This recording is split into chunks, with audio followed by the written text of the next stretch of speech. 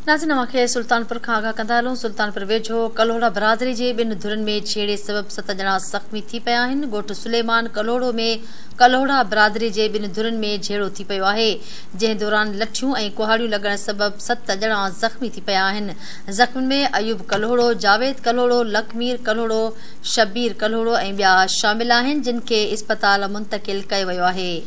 मूंखे आगाह कयूं पिया। सुल्तानपुर वेझो कलोड़ा बिरादरी जे ॿिनि धुरनि में झेड़े सबब 7 ॼणा ज़ख़्मी थी पिया आहिनि। ॻोठ सुलेमान कलोड़ो में कलोड़ा बिरादरी जे ॿिनि धुरनि में झेड़ो थी पियो आहे। झेड़े दौरान लठियूं ऐं कुहाड़ियूं लॻण सबब 7 ॼणा ज़ख़्मी थी पिया आहिनि। ज़ख़्मियुनि में अयूब कलोड़ो, जावेद कलोड़ो, लखमीर कलोड़ो, शब्बीर कलोड़ो ऐं ॿिया शामिल आहिनि, जिन खे इस्पताल मुंतक़िल कयो वियो आहे। मूंखे आगाह कयूं पिया। सुल्तानपुर वेझो कलोड़ा बिरादरी जे ॿिनि धुरनि में झेड़े सबब 7 ॼणा ज़ख़्मी थी पिया आहिनि। ॻोठ सुलेमान कलोड़ो में कलोड़ा बिरादरी जे ॿिनि धुरनि में झेड़ो थी पियो आहे, जंहिं दौरान लठियूं ऐं कुहाड़ियूं लॻण सबब 7 ॼणा ज़ख़्मी थी पिया आहिनि। ज़ख़्मियुनि में अयूब कलोड़ो, जावेद कलोड़ो, लखमीर कलोड़ो, शब्बीर कलोड़ो ऐं ॿिया शामिल आहिनि, जिन खे इस्पताल मुंतक़िल कयो वियो आहे।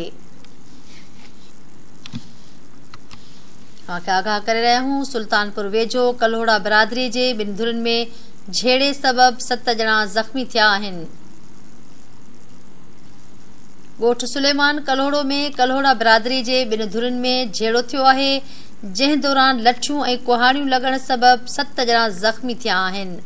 ज़ख़्मियुनि में अयूब कलोड़ो, जावेद कलोड़ो, लखमीर कलोड़ो, शब्बीर कलोड़ो ऐं ॿिया शामिल आहिनि, जिन खे इस्पताल मुंतक़िल कयो वियो आहे।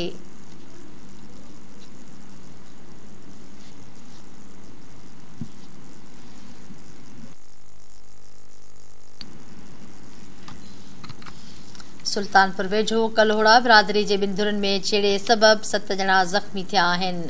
ॻोठ सुलेमान कलोड़ो में कलोड़ा बिरादरी जे ॿिनि धुरनि में झेड़ो थियो आहे, जंहिं दौरान लठियूं ऐं कुहाड़ियूं लॻण सबब 7 ॼणा ज़ख़्मी थी पिया आहिनि। ज़ख़्मियुनि में अयूब कलोड़ो, जावेद कलोड़ो, लखमीर कलोड़ो, शब्बीर कलोड़ो ऐं ॿिया शामिल आहिनि, जिन खे इस्पताल मुंतक़िल कयो वियो आहे।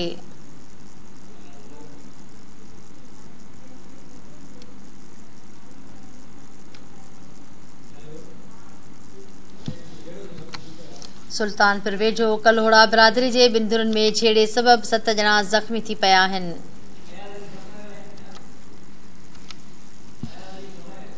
नाज़रीन, सुल्तानपुर खां धरती टीवी न्यूज़ जो रिपोर्टर अयाज अली समार लाइन ते मौजूद है। जी अयाज, कहिड़ा तफ़सील आहिनि?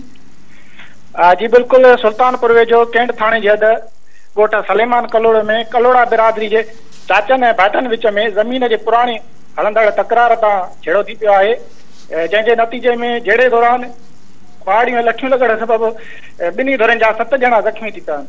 ज़ख़्मियुनि में अयूब कलोड़ो, जावेद कलोड़ो, लखमीर कलोड़ो, शबीर कलोड़ो, बशीर कलोड़ो, अब्दुलरज़ाक कलोड़ो ऐं हज़ार खान कलोड़ो शामिल आहिनि। जिन ज़ख़्मियुनि खे मौके ते कैंट थाणे ते आंदो वियो, जितां लेटर मिलण बैदि खेताल के अस्पताल मुंतक़िल कयो वियो आहे। ज़ख़्मी थियल 1 ॼणे हज़ार खान कलोड़े जी हालत कंटी जोगी हुअण सबब खे सखर इस्पताल मुंतक़िल कयो वियो आहे। जी ठीकु आहे, वॾी महिरबानी तफ़सील ॾियण जे लाइ।